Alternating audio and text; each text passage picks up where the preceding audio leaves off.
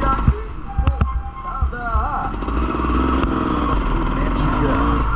primeira colocação ficou ali o Matheus Amaral, é isso? Segundo colocado o Mike Teles, terceiro colocado. E atenção, importado amador, já pode posicionando no gate. Fala não, aqui a colocação rapidinho, Marcelinho.